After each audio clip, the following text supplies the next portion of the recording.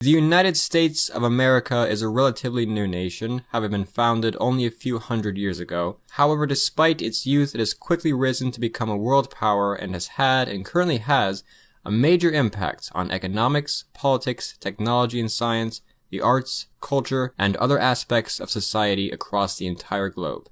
What began as English settlements on the coast of a world unknown to the settlers would come to conquer that world and rise to claim the title of world superpower. In the meantime, the nation would change considerably as it expanded and forged an identity, and in this video we're going to discuss that identity and that history. So let's get to it. The land we call the United States today had been inhabited by various Native American peoples long before its existence. These people were descended from a group of Eurasians who crossed the Bering Land Bridge about 16,000 years ago. Many of them developed some considerably complex societies which would cross paths with the Europeans in their expansion into the region. However, the United States is, politically, economically, socially, and culturally, much more descended from European than Native American elements. Americans and Native Americans consider their histories separate up until the intertwining of the two, and the histories of the various indigenous peoples before the USA will be covered in depth in future videos. Americans typically begin their country's story with the voyages of Christopher Columbus. We now know that at least one other old world civilization, the Vikings, reached America before Columbus, and possibly others, possibly even other Europeans. But even though Columbus was not first, it was his journey that began the processes that would lead to the linking of the old and new worlds, and thereby the United States, so he remains a relevant figure. Columbus sailed to the New World essentially to find a new trade route to India, as the traditional route to the east had been cut off by the hostile Muslim Ottoman Turks when they captured Constantinople. He landed in the modern-day Caribbean and claimed the land for Spain, though Spain and Portugal would later dispute the land claims and settle it with a Treaty of Tordesillas. Columbus would never realize that the land in which he had landed was not Asia, and the fact that he was unaware that he had landed in an entirely new continent is why the Native Americans are at times still referred to as Indians. It was only realized shortly after his death by Amerigo Vespucci, after whom the continent is actually named, his Latin name being Americus. Columbus would be made governor of the area, but his brutal rule over the native peoples would abhor the Spanish monarchs and cause them to remove him from power.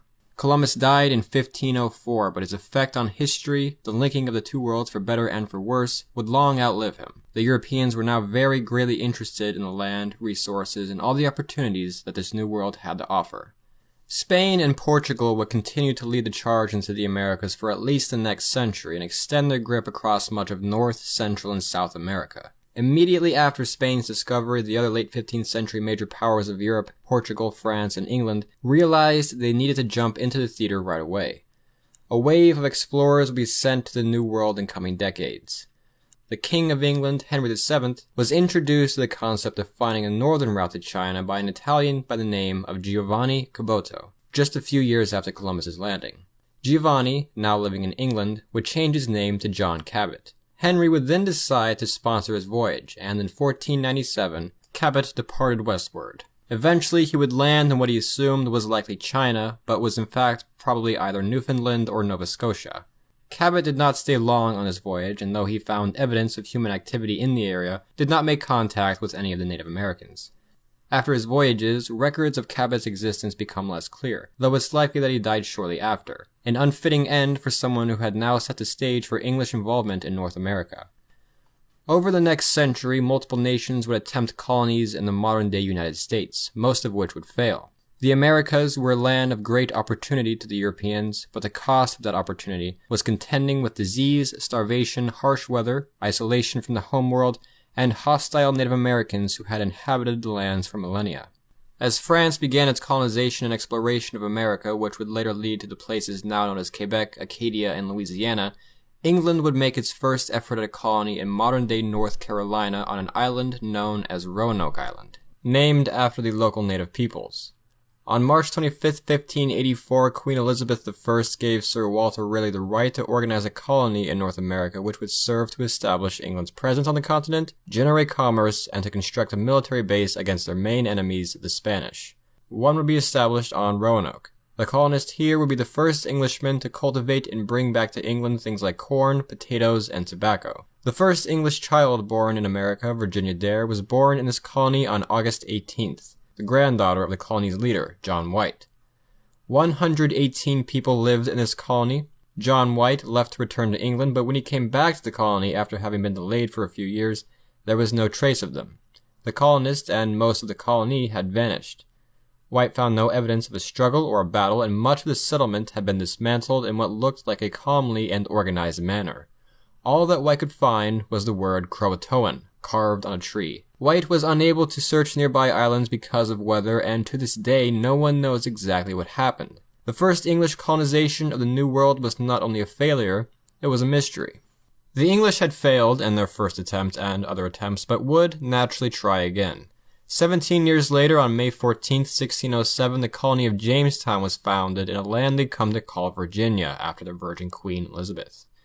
The settlers, a mix of laborers and gentlemen from England, expected the primary function of this colony to be the extraction of gold and silver.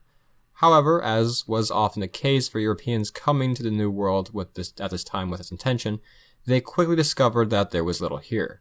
Within weeks of landing, the men started being attacked by the native Powhatan tribe. The English, however, were prepared to respond to this threat. They came well armed and constructed professional fortifications within 20 days. Perhaps they had secured themselves militarily, but the settlers soon began to realize that they would not be without other hardships. The settlers unfortunately arrived at Jamestown during one of the greatest droughts within the 1,000-year record. Furthermore, not only had they arrived too late in the season to effectively grow food, but many of the colonists were not skilled farmers or foragers. Many were expecting to trade for food with the local natives, but the drought was affecting them as well. The settlers found themselves too busy trying to survive to harvest nearby resources or look for gold and silver. On top of this, disease was rampant and perhaps would kill more in Jamestown than starvation or the continuous Native American attacks. The majority of colonists who lived here would die of these hardships. Within the first 5 or so years, the population would go from 500 to 60. John Smith, the colony's leader, was the man holding this colony together. It was he who insisted that a new shipment of supplies be sent from England, and he then installed a very simple and straightforward rule to the colonists. Quoting the Bible, he said, "He who will not work will not eat," directed mostly towards the settlement's upper class. And it was John Smith, primarily, who held the most successful negotiations with the Native Americans. He also named the region of New England, a name which lasts to this day. John Smith's contribution to Jamestown was invaluable, but he was returned to England after being injured in an accidental gunpowder explosion in 1609. The colonists entered into what is known as the starving time and were forced to eat rats, horses, dogs, snakes, and eventually whatever they could find. In some instances, they would turn to cannibalism. The natives kept attacking, disease was unchecked, and paranoia was rampant. Suspicions of Catholic or Spanish plots ran high, and indeed there is now scientific evidence of arsenic poisoning taking place here. The colony was nearly abandoned until the arrival of Thomas West, 3rd Baron de Loire, better known as Lord Delaware. Delaware was the most effective leader since John Smith and helped turn the colony around.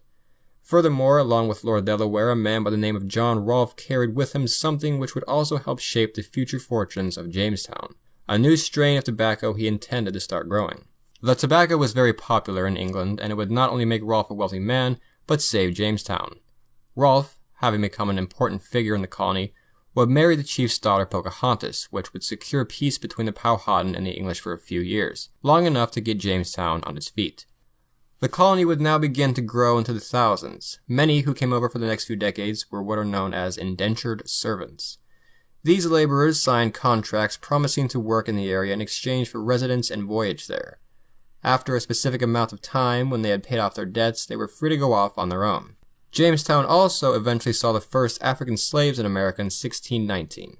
20 slaves intended for the Spanish colonies were brought to Jamestown, though some were eventually granted a degree of freedom. Many other important historical events would take place at Jamestown as well. The first body of elected representatives, known as the House of Burgesses, would assemble. It was intended to represent the voices of the inhabitants of Jamestown to make it more agreeable, though only English men were allowed to vote. The Polish, Slovakian, and German settlers were not. Outraged, they formed the first protest and refused to work until they were granted a right to vote as well. Within a month, it had worked. Conflict with the Native Americans would eventually resume and would last for decades. Within time, however, the English would weaken and eventually destroy the Powhatan Confederacy. Meanwhile, to the north, England was expanding its presence in the New World further. In 1620, a group of Puritan religious separatists from the Anglican Church known as the Pilgrims would travel to America. Originally relocating to the Netherlands after having been unwelcome in England, feeling that the Anglican Church resembled the Catholic Church far too much, they decided instead to found a settlement in the New World. The settlements, they later felt, could grow to become a city on a hill, serving as an example of morality and piety to Europe. The Pilgrims, led by William Bradford, boarded a ship known as the Mayflower along with a number of other English merchants and craftsmen, and set sail for the New World, eventually finding a settlement in the Cape Cod area in modern-day Massachusetts. Before landing, the colonists drew up what they would call the Mayflower Compact. This established a set of laws which the colony would follow and settled disagreements between the Puritan and non-Puritan settlers.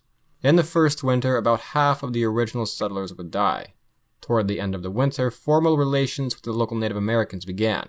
There was some disagreement among the two sides at first. However, the relationship between the English and the Native Americans here would turn out to go very well at first. The Wampanoag people would even help the English survive, teaching them new farming techniques and familiarizing them with the land. After a year of hard work and general success, the natives and Pilgrims celebrated the autumnal harvest together. While not necessarily celebrating the success of everything going on in general, this feast would later become the Thanksgiving holiday. In the 1630s, more of the foundations for what would become England's 13 colonies began to take root. This growth would not be unimpeded, however. Along with the Native Americans who were beginning to react to increased pressure on them and their lands, England was also competing in the theater with Spain, the Dutch, Sweden for a little while, and France. In July of 1636, the first major war in the region would break out, the Pequot War. It arose as a mixture of English expansion into the region and the attempts of the Pequot tribe to dominate trade in the region. The war would primarily consist of the two sides conducting raids against each other and having skirmishes, with the war's climax being what is referred to as the Mystic Massacre, wherein the English and their native allies assaulted a Pequot village, burned it, and killed likely over 500 people. By the 1640s, tens of thousands of English settlers were living in the colonies. In the 1650s, a series of conflicts would begin with the Dutch, sparked by conflict in Europe. During the Anglo-Dutch Wars, the English would conquer Dutch territory in North America, including most notably the city of New Amsterdam, which the English would rename to New York. In 1670, Charleston was founded, paving the way for the Carolina colonies, Carolina being Latin for Charles, named after Charles II. Though the colonies were, as I said, in this time numbering in the tens of thousands of people, there was still a great demand for labor, increasing the number of indentured servants and African slaves into the colonies. In 1675, a major conflict between the English and the Native American tribes, known as King Philip's War, would break out from the strains of English expansion.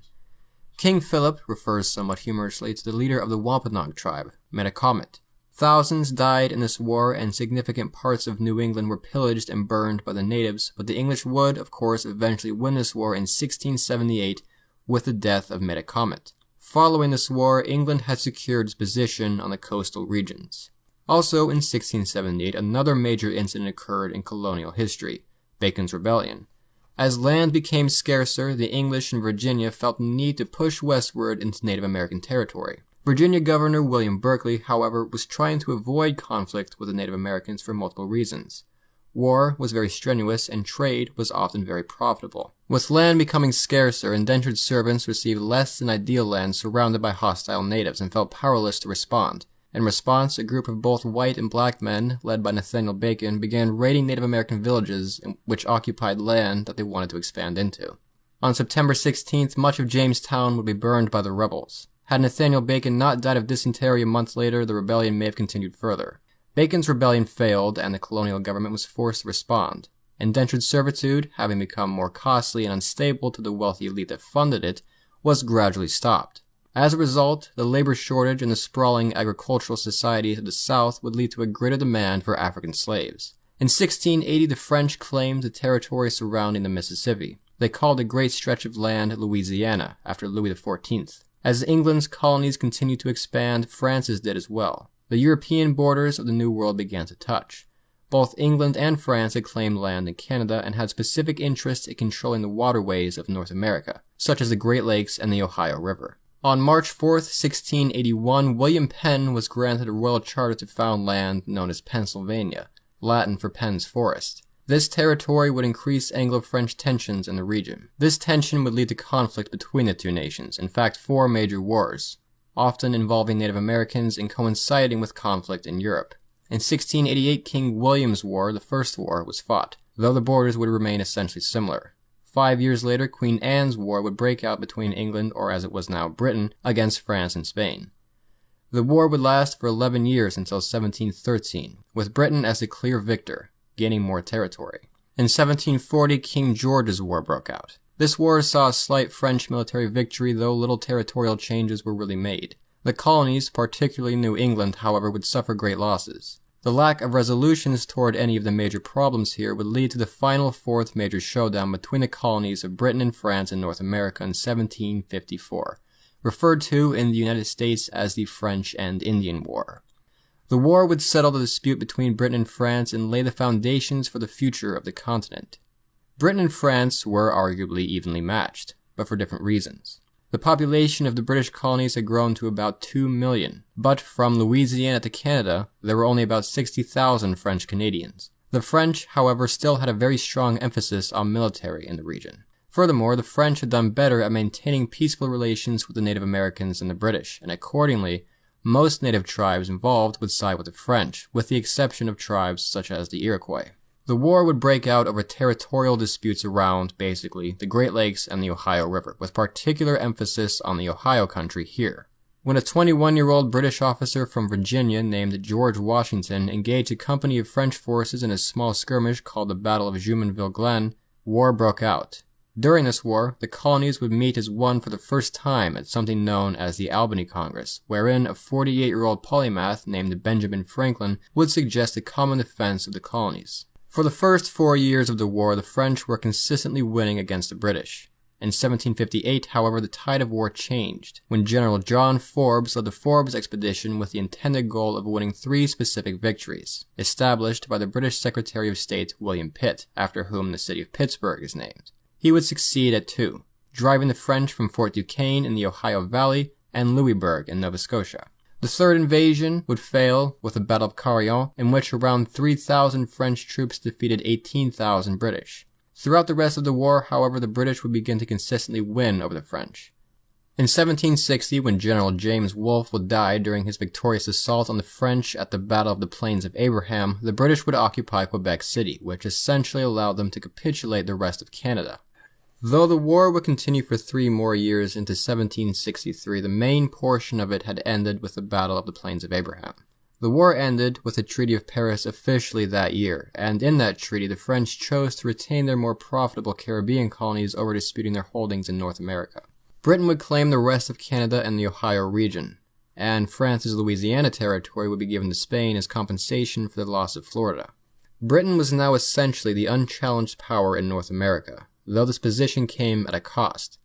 The British had nearly doubled their national debt and had to increase taxes across the empire, including in the North American colonies, which would later lead to complications in relations with the colonies. Following the French and Indian War, Pontiac's Rebellion would take place, a reaction to pressure now felt by the natives from British expansion. Thousands of British soldiers and colonists would be killed or displaced, but the natives would eventually be defeated, though policy regarding their subjugation was lightened following the rebellion. Soon thereafter, the Royal Proclamation of 1763 forbade colonists from settling west of the Appalachian Mountains. The fact that colonists were not only forbidden from settling west of the Appalachians, but were in fact sometimes removed by the British military forcibly, would agitate the colonists further. The Royal Proclamation of 1763 would be among the first of several incidents over the coming decade that would lead to strain between the British and their 13 colonies which, hitherto, had enjoyed a higher degree of independence.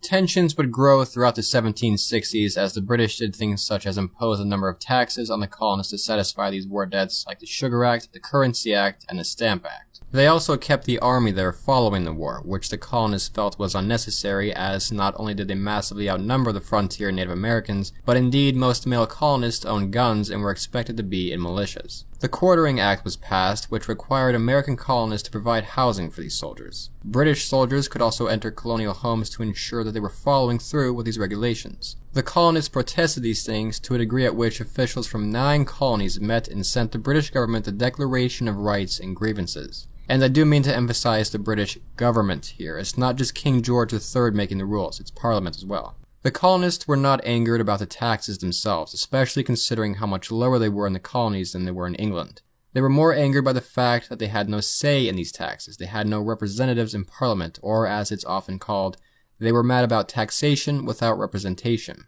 Parliament actually does end up repealing the Stamp Act, but it's of little relief to the colonies because they passed the Declaratory Act and the Townshend Act soon thereafter, stating that the British Parliament had the same right to rule over the colonies as it did England, and placing indirect taxes on things like paper, tea, and glass.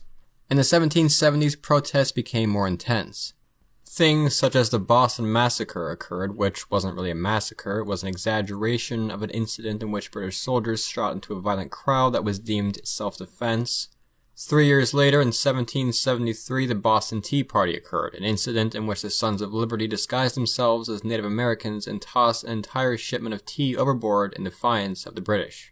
After this, the British began to crack down even harder, and the colonies began to respond with even more defiance, and in 1774, it leads to something called the First Continental Congress.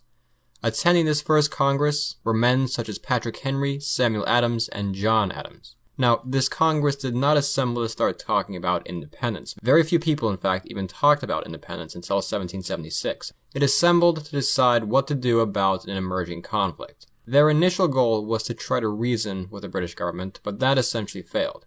This would lead to the Second Continental Congress, in which other figures like Thomas Jefferson and George Washington entered the stage. The plan was still not initially to separate from the British Empire, but to try to demand further that the conditions be met by the British government, possibly even to organize the colonies into revolt.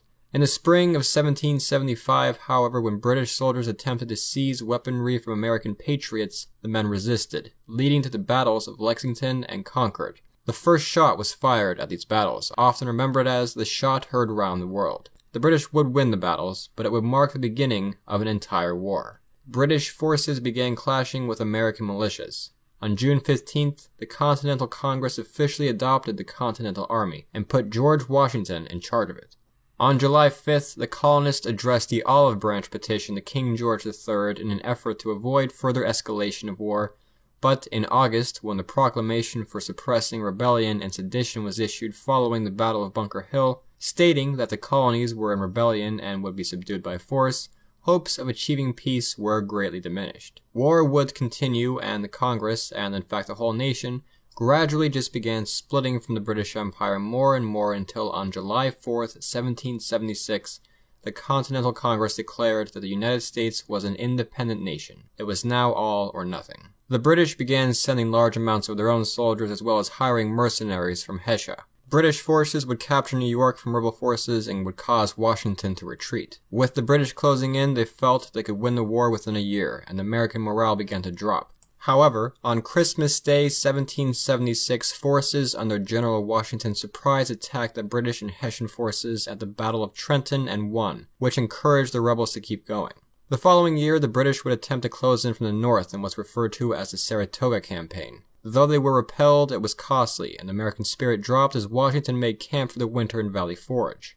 The winter here was very hard on American troops, but an exiled Prussian officer, the Baron von Steuben, would be instrumental in training American troops in Prussian military tactics. Up to this point, much of the success of the American army was in guerrilla warfare, but on the open field, Washington was forced to contend with the fact that he was essentially sending militias up against a better trained and better equipped professional army. Interestingly, for unknown reasons, the British chose not to attack the American army at Valley Forge. Had they done so, it's very possible that the war could have ended. Following this winter, the rebel side received some aid. France, now having confidence in the rebels' abilities, openly allies itself with the United States. Spain and the Netherlands would also join the war, distracting Britain on other fronts.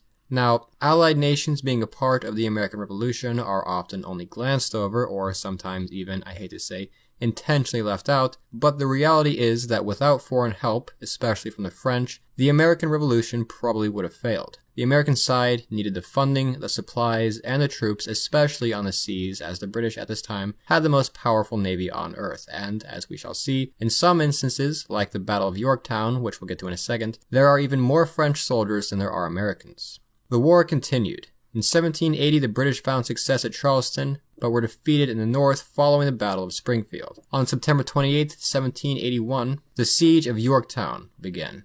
The siege would last for a month, but on October 19th, the combined American and French armies had defeated the British. Though the war would continue officially for 2 more years until 1783, this was the last major battle. With the Peace of Paris, the British would recognize American sovereignty and cede it to the territory east of the Mississippi. The United States was now a fully independent nation. With the British sailing home, the American victors now found themselves freed of the old government, but now faced with a new challenge: building a new one. It's incorrect to think that the concept of the United States we have today was already in everyone's mind. The government had to walk on eggshells essentially to avoid further separation and rebellion. There was a very real threat of something like Virginia or Massachusetts operating as a separate nation and splitting from the Union. The period of 1783 to 1789 is often called the Confederation period, named so because the United States was still operating off the Articles of Confederation. The Articles of Confederation left the central government, which only consisted of a Congress, weak and without much power to levy taxes, organize trade, enforce laws, raise an army, etc. Most of the governing was left to the individual states. Essentially, we had the states, but they weren't fully the United States. Many of the founding fathers felt that the only way that the United States could be held together as a large nation was if they adopted a new constitution with a stronger central government. With Shays' rebellion against a corrupt Massachusetts government and ineffective American government, the desire grew stronger. Delegates would reconvene in Philadelphia in 1787 with the intent of reshaping the Articles of Confederation, but would find themselves instead writing a new constitution. The Constitution of the United States, after long debate, would be passed. The document basically lays the foundation for the United States of today. It organizes the government into 3 branches: the executive, legislative, and judicial branches. Each branch was designed to check each other, to ensure democracy, and as this constitution remains one of the shortest in the world, attempted to ensure limited governmental power. The voting population would elect figures to represent them in the government, and they would not really always directly vote on issues themselves. The first president of the United States was George Washington, who was unanimously elected, along with his vice president, John Adams. In 1781, the first 10 amendments were added to the Constitution to limit the power of the government further and establish a number of rights and freedoms for the populace and ease concerns about a central government that was too powerful. The first protected the rights of Americans to speech, religion, and organization and protest.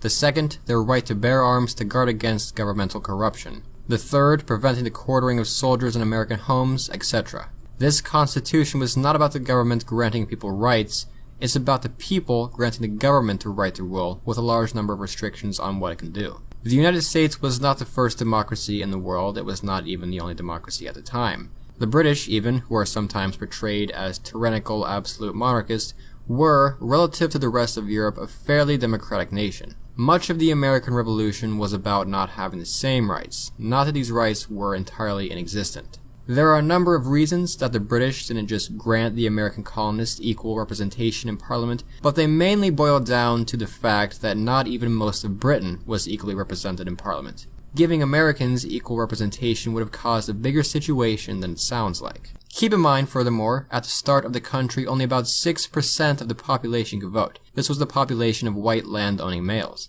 It was not unheard of prior to this for the wives of land-owning males and for free black men to vote in some situations, but these rights were eventually revoked as time went on, which will be important to understand as centuries progress. In the 1790s, we see the United States begin to take a more familiar shape. The population was about 4 million people, just over 1/100th of what it is today. Yet this population was on the move. A major concern was the acquired land to the west.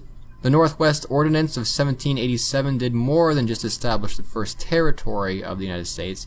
It laid the foundation for how westward expansion and the eventual admission of new states would take place. These new territories would eventually be divided into the new states of Ohio, Michigan, Illinois, Indiana, and Wisconsin. We also see the rise of political parties in the United States during this time. The Federalists and the Democratic Republicans were the first. A prominent figurehead of the Federalists was Alexander Hamilton, the Secretary of the Treasury who was instrumental in creating the National Bank and structuring American trade. Thomas Jefferson typically aligned with the Democratic Republicans, who favored a comparatively more domestically focused and democratic United States. When the French Revolution broke out and became more intense, the two political parties found themselves taking unofficial sides. The Federalists, who found Britain to be their most valuable trading partner, supported British efforts against France. The Democratic Republicans, who were sympathetic toward the similar goals of the French revolutionaries against their king and for democracy, supported their revolutionary aims. President Washington was very much bothered by all of this. He was very much against the concepts of both political parties at home and alliances abroad. The French called upon the Americans to honor their alliance, but Washington maintained neutrality. When the Jay Treaty was signed in 1795, which established Britain as America's closest trading partner, the U.S. had mildly chosen his side, though this treaty was very unpopular, and the U.S., as we shall see, does not remain on this side, mainly because the British continued to do things like arming hostile Native Americans and capturing American sailors and forcing them to serve in the British Navy. It was commonly felt by the government that the Jay Treaty could be forged and the one signed in the past with the French was void because it was signed with the King of France, not the French Republic. Therefore, the United States was not obligated to assist the French militarily. In 1797, George Washington retired from his office, setting the precedent for the presidents to serve only 2 terms. This would later become law. John Adams would succeed him in the following election, with Thomas Jefferson serving as vice president. Adams, a Federalist, took stronger Federalist positions than George Washington, but still wanted the United States to remain for the most part neutral. This soon kind of falls apart as failed negotiations lead to the Quasi-War with France, an unofficial naval conflict between the two. Adams would also pass the Alien and Sedition Acts, which made it more difficult for immigrants to come into the country and allowed the government to imprison and deport anyone who was deemed dangerous, though this included even people who criticized Adams' presidency. The acts were quickly repealed, but it just goes to show that some concepts, like free speech, weren't firmly, indisputably entrenched in American politics or the concept of America yet. The Quasi-War would end when Napoleon, who was more reasonable than the French revolutionary government, came to power and negotiated peace with the American diplomats. There was popular support for war, but both the U.S. and Napoleon's French Empire had many other things to worry about. In 1801, Thomas Jefferson was elected president, and he begins to start changing a few things around. Jefferson did not like the federal government, he did not like banks, he was a farmer from Virginia, and he was much more sympathetic to the aims of the majority of the American population who were farmers than the Federalists were. During his presidency, the northwest of the nation begins to take shape when Ohio becomes the 17th state in 1803. Much more significantly, Napoleon had recently reacquired Louisiana from Spain. However, when the French lost Haiti, Napoleon essentially felt that the rest of America was useless territory, and he sold it to Jefferson for a very cheap price, essentially purchasing what would become several future states from France for what would today be $300 million, or about $23 million a state, again by today's standards. President Jefferson later sent out an expedition led by men named Meriwether Lewis and William Clark to explore the American West and establish relations with major Native American tribes. They would succeed in doing much of this with the help of a Shoshone woman, Sacagawea, though they did not, of course, find the Northwest Passage, which they were also asked to look for. This, and Jefferson's speculation that mastodons could still live in the American West, just goes to show how little Americans knew of what was in the West. When James Madison became president in 1809, many of the problems and restraints with Britain still existed. The British were still capturing American sailors, harassing American ships, and arming Native Americans in the Northwest Territory, namely a confederation led by the Shawnee chief Tecumseh. In 1812, in retaliation to these offenses, the United States would declare war on Britain. The British were far too occupied by the Napoleonic Wars to at first launch a response, though they were able to, along with their native allies, hold off American expansion into Canada. The British would also attempt to blockade American trade and free and recruit many American slaves into their armies. The American army at this time was not an efficient fighting force. The concept of a large standing army was considered dangerous to many Americans at the time, including Congress. Instead, much of the American military relied on militias that would be called up whenever war was a threat. When Napoleon was defeated in April of 1814, the British were able to focus more on the war with America. American forces were overwhelmed, they were defeated at the Battle of Bladensburg, and the British then captured Washington, D.C., burning down the White House and attempting to burn down much of the city, though a heavy storm put out these fires. A month later, during the Battle of Baltimore, Francis Scott Key would write his famous poem, The Star-Spangled Banner. which would later become America's national anthem. In December of 1814, it was beginning to look as though the war would end in a draw. The two sides met in Ghent, Belgium, to form a peace treaty accordingly. Fighting would continue even after the peace treaty was signed, as word of it had not yet reached America, such as the infamous Battle of New Orleans, where Andrew Jackson defeated a force of British over 3 times as large as his own. The war was indeed a truce, though the United States arguably suffered more than the British.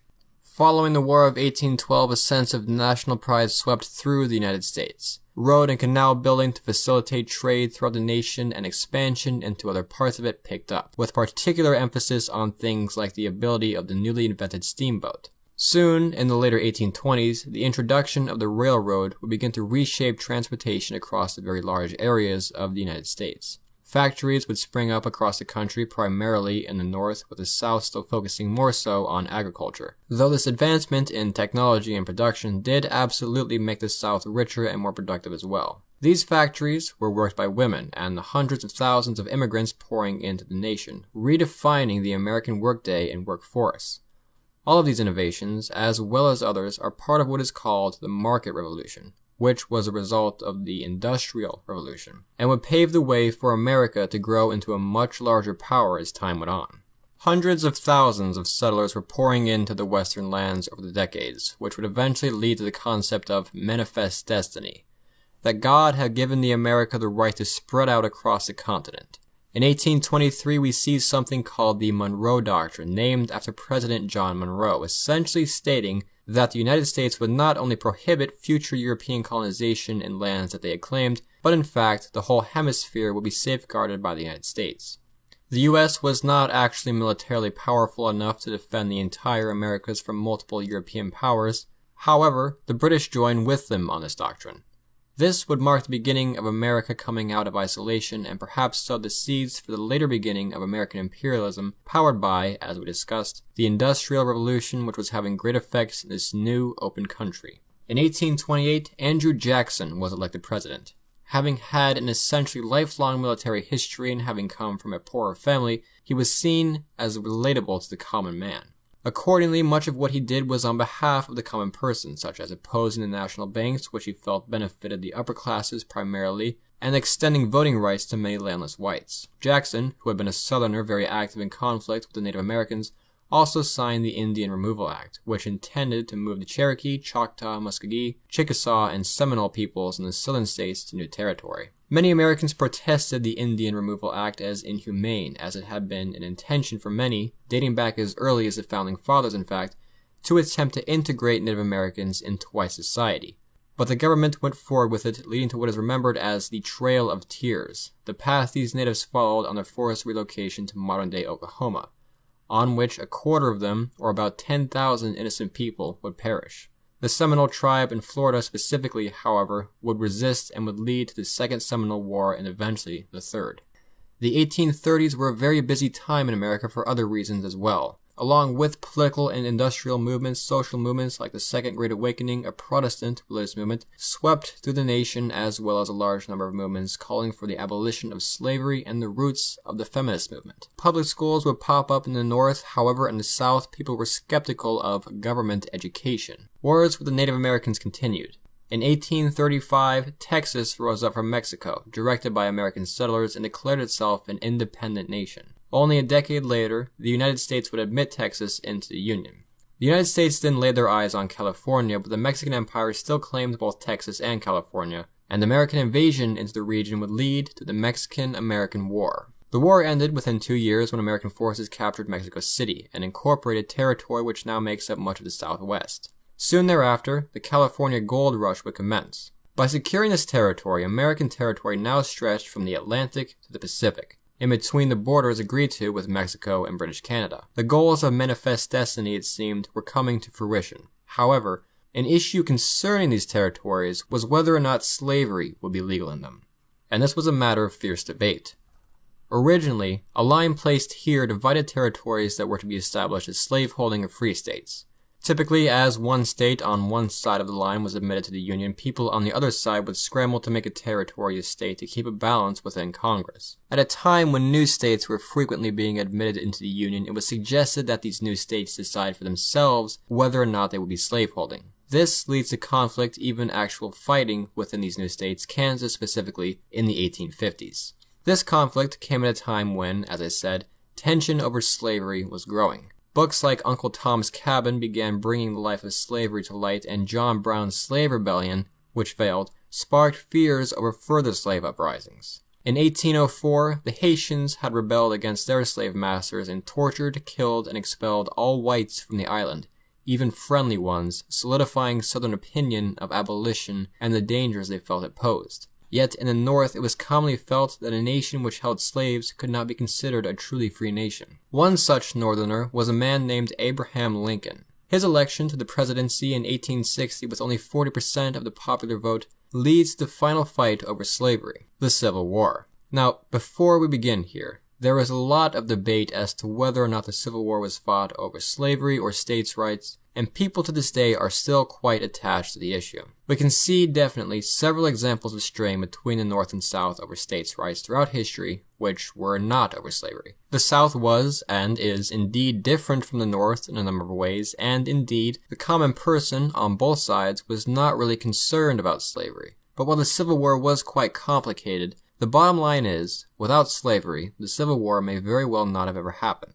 Out of the interest of preserving the Union, Lincoln stated he would not touch slavery in the places in which it already existed, though his intention to halt its expansion into the new territories of the nation were the final straw for the South, representing a threat to slavery as a whole. Before Lincoln even took office, South Carolina, Florida, Mississippi, Georgia, Alabama, Louisiana, and Texas seceded from the Union and formed the Confederate States of America. Georgia and South Carolina had hinted over the possibility of seceding from the Union since the Revolution. Now, the Union was falling apart.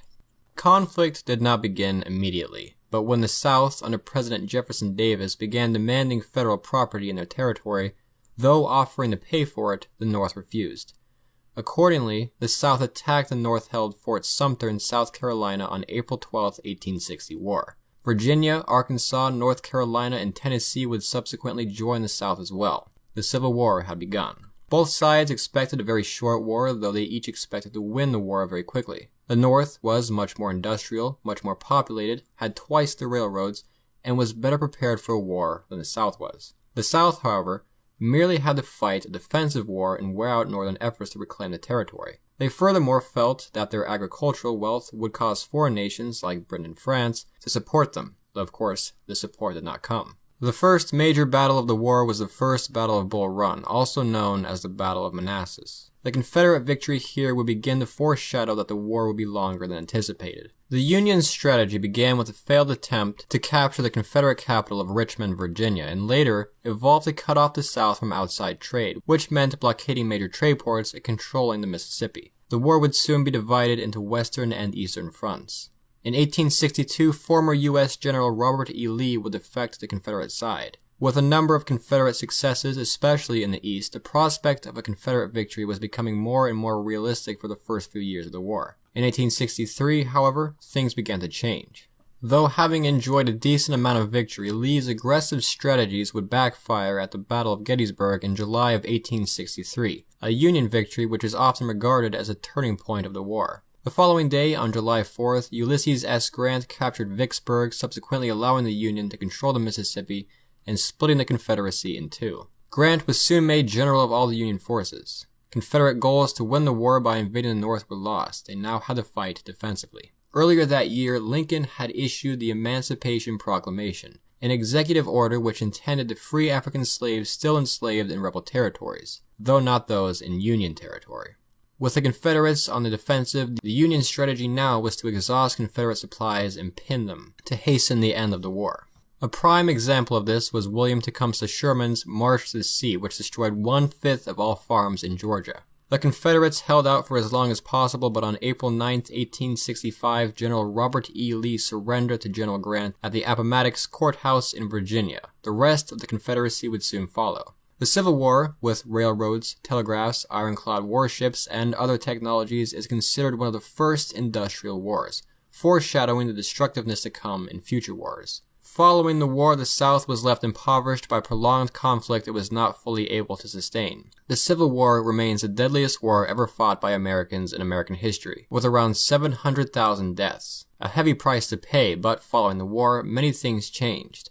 The 13th, 14th, and 15th Amendments were passed, which abolished slavery, settled the issues of African American citizenship, and extended the right to vote to blacks. But this was very much contested, especially in the South, as we will see. This furthermore secured the power of the federal government over the states and led to a stronger sense of unity in the country. Prior to this, people were more associated with their individual state than the nation as a whole. People even referred to the United States as a plural, e.g., the United States are moving their army, not moving its army. That changed following the Civil War. President Lincoln would not live to see these changes, however, or the official end of the war, as he was assassinated in Ford's Theater on April 14, 1865. He was, of course, in favor of these things, and while he is sometimes seen as the great emancipator, he, and many in the North, felt that slavery was wrong, but did not exactly see blacks as equals. Many Americans were not opposed to returning the former slaves to their nations of origin rather than deal with what they felt would be trouble from integrating blacks into white society, specifically to the country of Liberia, America's only colony in Africa, established in the 1820s as a home for freed African slaves before, now at this time an independent nation, however. Though most would, of course, remain in the United States. In the next video, we will discuss how this all unfolds, what happens from here, and how the United States is able to reassemble itself following its split. To support the production of videos like these, a link to the channel's Patreon can be found in the description below. For more videos like this, and videos on many other subjects, be sure to check out Fire of Learning and subscribe. Thank you for watching.